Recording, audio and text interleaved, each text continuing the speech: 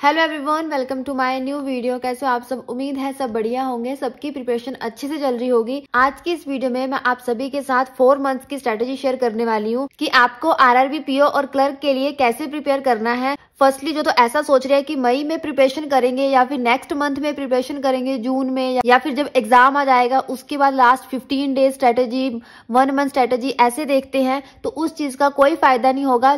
So preparation अभी से करना स्टार्ट कर दो और नोटिफिकेशन का भी वेट मत करो। मैंने इससे पहले भी स्पेशली वीडियो में बोला था कि नोटिफिकेशन आपको 10 जून से पहले मोस्ट प्रोबेबली देखने को मिल जाएगी। सो आप नोटिफिकेशन के बारे में मत सोचो और कभी भी वैकेंसी, नोटिफिकेशन, इन सब चीजों के बारे में सोचना बेकार है। आपका काम है सिर्फ प्रिपरेशन करना। सो आप वही करो क्योंकि आपको सिर्फ एक सीट चाहिए होती है। बाकी आलतू फालतू की चीजों पे सोच सोच के टाइम वेस्ट मत किया करो। और इसके अलावा इस स्ट्रेटेजी में मैं प्री और मेंस दोनों का इकट्ठा बता रही हूँ क्योंकि प्री के साथ साथ मेंस भी इम्पोर्टेंट है। ऐसा नहीं है कि आप प्री क्रैक कर लो और उसके बाद जाके आप मेंस की प्रिपरेशन करो, क्योंकि उस टाइम तो आपके पास बिल्कुल भी टाइम नहीं बचता है प्री के रिजल्ट के बाद। तब तो आपको सिर्फ रिवीजन ही करनी होती है। सो मेंस की प्रिपरेशन भी आपको अभी से स्टार्ट करनी है। एक और चीज की आरआरबी पीओ का exam IBPS PO, SBI PO के कंपैरिजन इजी होता है। सो इसीलिए यहाँ पे कट ऑफ भी हाई जाती है। इस एग्जाम में स्पेशली आपको ध्यान रखना होता है स्पीड और एक्यूरेसी का भी, जिसकी वजह से कट ऑफ ज्यादा हाई जाती है। इसके अलावा आरआरबी में कुछ प्लस पॉइंट है, जैसे यहाँ पे सेक्शनल टाइम नहीं होता है, तो आप अपने तरीके से सब्जेक्ट चूज करके एग्जाम स्टार्ट कर सकते हो। सेकेंडली इसमें आपको होम पोस्टिंग मिलती है। मीन्स मैं इसमें ये नहीं बोल रही हूँ कि आपको घर के पास पोस्टिंग मिलेगी, बट इतना है कि आपको स्टेट पोस्टिंग मिल जाएगी। आपको अपनी स्टेट से बाहर नहीं जाना पड़ेगा। एंड थर्ड वन, आपको हिंदी और इंग्लिश दोनों में चूज करने का मौका मिलता है। अगर किसी को ऐसा लगता है कि मेरी इंग्लिश वीक है तो वो हिंदी चूज कर सकता है। सो ये ऐसे प्लस पॉइंट्स हैं जो आपको आरआरबी में ही मिलेंगे। सो आपको इन पॉइंट्स का फायदा उठाना चाहिए कि आपको अदर एग्जाम में सेक्शनल टाइम ही मिलता है, यहाँ पे सेक्शनल टाइम का कोई भी इश्यू नहीं होता है। सो अब स्टार्ट करते हैं वीडियो को। सबसे पहले आपको अप्रैल और मई में क्या क्या प्रिपेयर करना है। आधा अप्रैल तो बीत चुका है, बट उम्मीद है कि आपने कुछ ना कुछ प्रिपरेशन कर ली होगी, कुछ ना कुछ कॉन्सेप्ट वगैरह स्टार्ट कर लिए होंगे। अगर नहीं करे हैं तो अभी भी आप सबसे पहले जो करोगे वो है बेसिक कॉन्सेप्ट्स को कंप्लीट करना। जो भी आपके सब्जेक्ट्स है, रीजनिंग, क्वांट, इंग्लिश, हर किसी सब्जेक्ट के पहले बेसिक कॉन्सेप्ट क्लियर करो, तभी आप आगे मॉक टेस्ट वगैरह अटेम्प्ट कर पाओगे, तभी आप आगे क्विज वगैरह दे सकोगे, प्रैक्टिस वगैरह कर सकोगे क्वेश्चंस की। जब तक आपके बेसिक कॉन्सेप्ट्स ही क्लियर नहीं है, कोई भी फायदा नहीं है मॉक टेस्ट देने का, पीडीएफ वगैरह से प्रिपरेशन करने का। मैंने हर एक सब्जेक्ट की डिटेल में वीडियो शेयर करी हुई है, आपको डिस्क्रिप्शन में सभी वीडियो का लिंक मिल जाएगा। रीजनिंग, क्वांट, इंग्लिश, हिंदी, ये किस तरीके से प्रिपेयर करना है, डिटेल्ड वीडियो को आप अलग से देख सकते हो। जिस भी सब्जेक्ट से रिलेटेड आपको वीडियो देखनी है, आप डिस्क्रिप्शन में जाके लिंक पे क्लिक करके देख सकते हो। अगर यहाँ पे इन सभी का डिटेल में बताना स्टार्ट करूंगी तो ये वीडियो काफी लेंथी हो जाएगी। इसके साथ साथ आपको अपने बेसिक कॉन्सेप्ट तो क्लियर करने हैं। जैसे आप रीजनिंग स्टार्ट कर लो कि आपको रीजनिंग के क्या क्या टॉपिक पढ़ने हैं। इसके अलावा आप क्वांट देख लो। सबसे पहले तो आपको क्वांट में स्पीड मैथ इंक्रीज करना है। आपको जो सबसे पहले पढ़ना है वो है simplification, approximation, DI, missing series, wrong series, इस तरीके से। देन उसके बाद आपको अर्थमेटिक स्टार्ट करना है। सो ये सारी डिटेल्ड वीडियो अलग अलग सब्जेक्ट्स की मैंने अपलोड कर रखी है, तो आप डिस्क्रिप्शन में जाके देख सकते हो कि आपको किस किस तरीके से कौन सा सब्जेक्ट प्रिपेयर करना है। इसके अलावा हर सब्जेक्ट्स में कुछ ऐसी चीजें हैं जो आपको डेली प्रिपेयर करनी है, चाहे आप किसी भी टॉपिक के साथ में प्रिपरेशन कर रहे हो। फर्स्टली बात करें, अगर आपने इंग्लिश चूज करनी है तो आपको डेली के डेली एडिटोरियल रीड करना है। किसी भी दिन आपको एडिटोरियल स्किप नहीं करना है, चाहे आप एरर की क्लास लगवा रहे हो, क्लोज टेस्ट दे रहे हो, कुछ भी कर रहे हो, बट आपको डेली एडिटोरियल पढ़ना है। सेकेंडली आपको डेली स्पीड मैथ के लिए स्क्वायर रूट हो गए, टेबल्स हो गए, क्यूब रूट, आपको डेली के डेली रिवाइज करने हैं। एक भी दिन स्किप नहीं करना है ताकि आपकी स्पीड बनी रहे। ऐसा नहीं करना है कि 4 दिन पढ़ के छोड़ देना है। इतना ज्यादा हो सके कोशिश करो कि प्री लेवल में जो सिंप्लीफिकेशन आती है वो आप बिना पेन उठाए सोल्व करो, ओरली उसको सोल्व करने की कोशिश करो। सो ये तभी पॉसिबल है जितना ज्यादा आप इन सब चीजों की प्रैक्टिस करोगे। Table, square root, cube roots, इसके अलावा परसेंटेज में फ्रैक्शन वैल्यू दी होती है, वो सारी वैल्यूज आपको याद हुई होनी चाहिए। और इसके साथ ही आपको यहाँ कहीं भी नंबर दिखते हैं तो आप कोशिश करा करो, अगर सामने लिखा 472 प्लस 388, उनको ऐड करके क्या आएगा। तो इस तरीके से आप जितना ओरली प्रैक्टिस करोगे आपकी उतनी स्पीड इंक्रीज होगी और आपको उतनी ज्यादा आगे एग्जाम में हेल्प मिलेगी। इसके साथ ही आपको डेली प्रीलिम की डीआई और पजल सोल्व करनी है। एक भी दिन आपको स्किप नहीं करना है। आपको डेली की डेली 4 से 5 पजल डीआई सोल्व करनी है। अगर आप इससे ज्यादा सोल्व कर सकते हो तो वो आपकी मर्जी है, प्रीलिम में बहुत ज्यादा बड़ी पजल्स नहीं आती हैं जैसी मेंस में आती हैं। यहाँ तो आप 4-5 से डबल भी पजल सोल्व कर सकते हो, 10-10 पजल भी सोल्व कर सकते हो, क्योंकि प्री लेवल की पजल्स छोटी होती हैं। सो कोशिश करो कि आप ज्यादा से ज्यादा पजल सोल्व करो। ज्यादा से ज्यादा पजल सोल्व करने से क्या होगा कि आपकी उतनी ज्यादा स्पीड बनती जाएगी। जितनी ज्यादा पजल सोल्व करोगे आपको उतने नए नए पैटर्न देखने को मिलेंगे। सो एग्जाम में आपको इतना ईजी रहेगा। आपकी जो स्पीड नहीं बन रही है उसका एक ही सोल्यूशन है, ज्यादा से ज्यादा प्रैक्टिस करो। जब मैंने स्टार्ट करा था तब मेरी भी स्पीड बिल्कुल भी नहीं थी, बट बार बार प्रैक्टिस करने से स्पीड बनती है। फर्स्ट डे पर ये मत सोचो कि आपने फर्स्ट डे मॉक लगाया है या फिर क्विज वगैरह लगाया तो आपकी स्पीड नहीं बन रही है।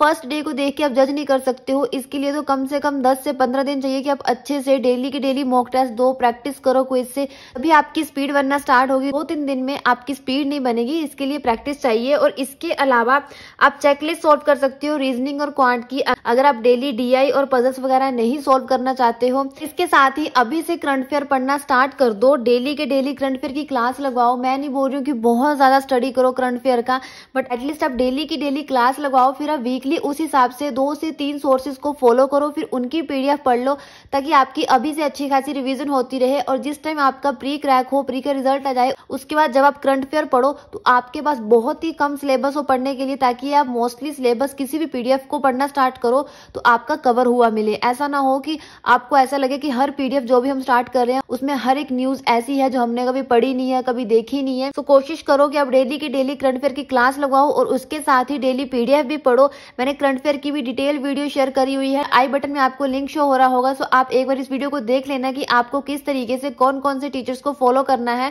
या फिर कैसे प्रिपेयर करना है। सो ये तो हो गया अप्रैल से मई तक का कि आपको पहले बेसिक कॉन्सेप्ट क्लियर करने हैं। और ये कुछ चीजें हैं जो आपको डेली के डेली पढ़नी है, डेली आपको क्लास लगवानी है। ये आपको एक भी दिन स्किप नहीं करने, क्योंकि प्री के एग्जाम में रीजनिंग की 3 से 4 पजल देखने को मिलती है, सेम एज ई डीआई देखने को मिलती है।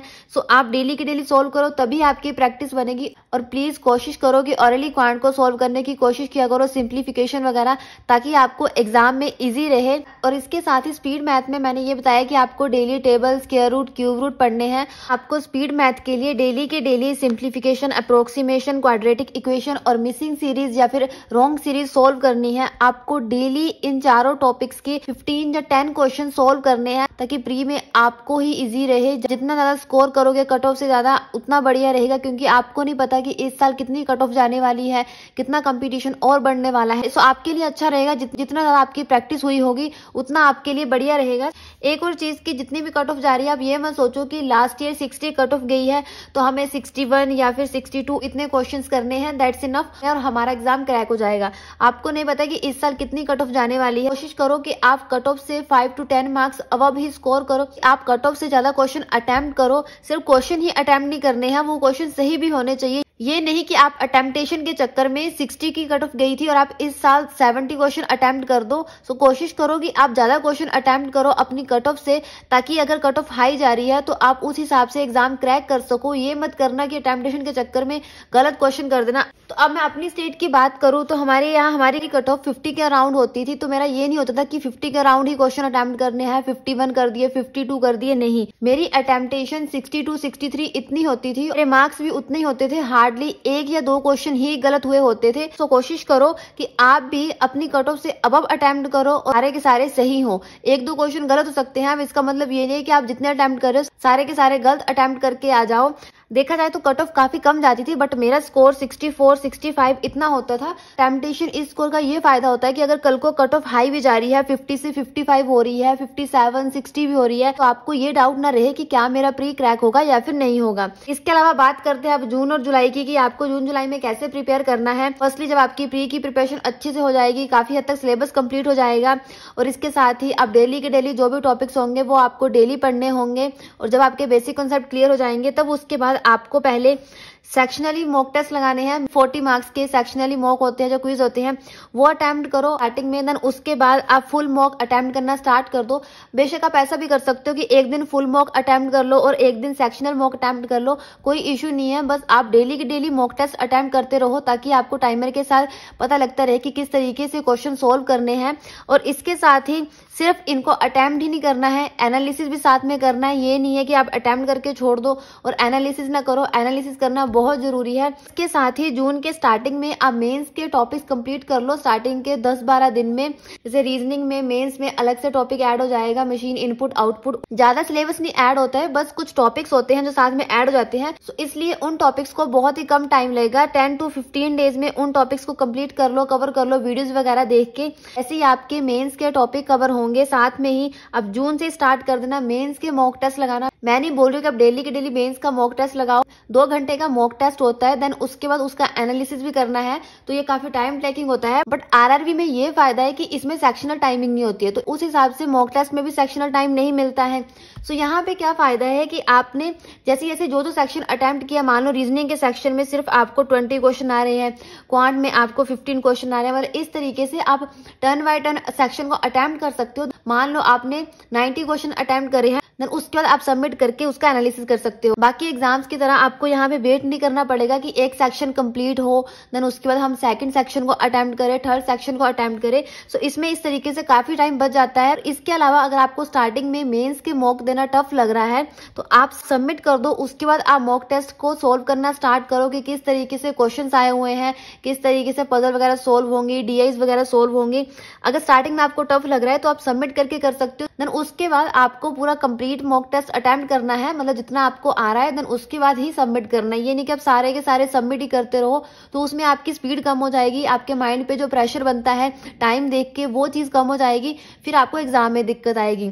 शुरुआत में बोल रही हूँ कि आप सबमिट करके अटेम्प्ट करना स्टार्ट कर दो, एंड आफ्टर दैट आप टाइमिंग के साथ ही करना। बट इस मेंस के चक्कर में ये नहीं करना है कि आपको प्री के मॉक टेस्ट छोड़ देने हैं। प्री का आपको डेली ही मॉक टेस्ट देना है, डेली एनालिसिस करना है। सिर्फ 45 मिनट का यहाँ पे मॉक टेस्ट होगा। एटलीस्ट जो बिगनर है, अभी शुरुआत करी है मॉक टेस्ट देने की, कम से कम आप सबने अपने बेसिक कॉन्सेप्ट तो क्लियर करे होंगे। और जब आप मॉक टेस्ट देना स्टार्ट करोगे तो स्टार्टिंग में कम से कम 40 के अराउंड तो आप क्वेश्चन सोल्व करोगे ही ना। आराम से आप इतने क्वेश्चन सोल्व कर सकते हो अगर आपने बेसिक कॉन्सेप्ट, टॉपिक्स वगैरह, क्विज वगैरह लगाए हैं, सब कुछ पढ़ा है। डायरेक्ट मॉक टेस्ट दोगे तो अब ये 40 क्वेश्चन भी नहीं कर पाओगे, ठीक है। सो सबसे पहले जब आप मॉक टेस्ट दोगे तो ये नहीं सोचना है कि मैंने सिर्फ इतने अटेम्प्ट करे हैं। कोई बात नहीं, स्टार्टिंग में कम ही अटेम्प्ट होते हैं, धीरे धीरे नंबर इंक्रीज होने स्टार्ट हो जाते हैं। 40 से 42, 45 इस तरीके से बढ़ते जाएंगे। सो आप जब 45 मिनट में मान लो 50 क्वेश्चन अटेम्प्ट कर रहे हो, 60 क्वेश्चन अटेम्प्ट कर रहे हो, उस तरीके से आपको कम क्वेश्चन बचेंगे एनालिसिस करने के लिए। सो यहाँ पे आपका बहुत टाइम बचता है। सो आपको प्री का डेली मॉक टेस्ट लगाना है, एनालिसिस करना है। उसके बाद आप एक दिन मेंस का मॉक टेस्ट लगा लो, देन नेक्स्ट डे एनालिसिस कर लो। अगर आप सबमिट करके कर रहे हो तो ऐसा कर लो कि 2 सेक्शन आज अटेम्प्ट कर लो, रीजनिंग, क्वांट, और नेक्स्ट डे आप इंग्लिश, कंप्यूटर और करंट अफेयर सेक्शन, इस तरीके से आप नेक्स्ट डे अटेम्प्ट कर सकते हो। बट ऐसा आपको डेली नहीं करना है। आप स्टार्टिंग के 1 वीक ऐसा कर लो कि आप मॉक टेस्ट को हाफ करके सोल्व कर रहे हो, बट उसके बाद आपको पूरे का पूरा इकट्ठा ही सोल्व करना है। ऐसे हाफ करके नहीं करना है, इससे आपकी स्पीड कम हो जाएगी। आपको अप्रैल तक अपने पूरे बेसिक कॉन्सेप्ट क्लियर करने हैं। अगर बच गए हैं तो मई के स्टार्टिंग के 10 डेज में आप उन बेसिक कॉन्सेप्ट को कंप्लीट करो। उसके साथ ही जो आपको डेली पढ़ना है वो तो आपने स्किप बिल्कुल नहीं करना है। और उसके बाद जितना भी टाइम बचेगा उसमें आपको प्रैक्टिस करनी है। आप सोचोगे कि बेसिक कॉन्सेप्ट तो 15 दिन 20 दिन में कंप्लीट हो जाएंगे, फिर बचा हुआ जो मई मंथ है उसमें क्या करेंगे। उसमें आपको डेली के डेली प्रैक्टिस करनी है। जो भी आप टॉपिक्स पढ़ रहे हो क्विज दे सकते हो, इसके साथ ही पीडीएफ से प्रिपरेशन कर सकते हो। सिंप्लीफिकेशन, अप्रोक्सीमेशन, मिसिंग सीरीज, इन सब की तो आपको डेली की डेली ही प्रैक्टिस करनी है। नो डाउट ये तो आपको किसी भी दिन स्किप नहीं करना है। बट आप जैसे रीजनिंग हो गया, जो क्वांट हो गया, डेली की डेली आप कोई ना कोई टॉपिक का सेक्शनल क्विज लगा सकते हो। बस जितना हो सके आपको मई मंथ में फिर प्रैक्टिस ही प्रैक्टिस करनी है। ऐसा नहीं है कि आपने मॉक टेस्ट नहीं लगाना है, मैंने बोल दिया कि आपने प्रैक्टिस ही करनी है। क्विज वगैरह दो, पीडीएफ से प्रैक्टिस करो। अगर आपको लगता है कि इनफ आपने सिलेबस कंप्लीट कर लिया है, आपकी अच्छी खासी प्रिपरेशन हो चुकी है, तो आप मई मंथ से ही स्टार्ट कर सकते हो मॉक टेस्ट लगाना। ये नहीं है कि आपने जून से बोला है तो जून से ही स्टार्ट करना, जैसा आपको सही लगे। अब थोड़ा बहुत स्ट्रेटेजी में चेंज भी कर सकते हो। इसके बाद आपको जून में मॉक टेस्ट ही देने हैं जितना ज्यादा हो सके। स्टार्टिंग के 10 डेज में आपको सिलेबस कंप्लीट करना है, जो भी आपके एक्स्ट्रा टॉपिक्स ऐड होंगे मेंस के। देन उसके बाद आपको प्री मेंस दोनों के मॉक टेस्ट लगाने हैं। प्री डेली के डेली मॉक टेस्ट लगाना है, डेली एनालिसिस करना है। मेंस आपको स्टार्टिंग के 1 वीक आप हाफ करके सोल्व कर लेना। 2 सेक्शन आज कंप्लीट कर लिए, 3 आपने कल कंप्लीट कर लिए, ठीक है। उनको पूरा पूरा सोल्व करना है, सबमिट करेंगे। बस 1 वीक तक ही ऐसा करना है। उसके बाद आपको नेक्स्ट 3-4 मॉक टेस्ट आप सबमिट करके पूरा पूरा सोल्व करो। उसके बाद आपको टाइमिंग के साथ ही करना है, सारे के सारे सबमिट करके नहीं करने हैं, ताकि आपकी स्पीड भी बनी रहे। सो ये थी पूरी की पूरी स्ट्रेटेजी। अगर इसके बाद भी किसी का कोई डाउट है तो प्लीज कमेंट सेक्शन में कमेंट कर देना। जाने से पहले वीडियो को लाइक शेयर कर देना और साथ ही सब्सक्राइब बटन को प्रेस कर देना। Thank you so much for watching this video.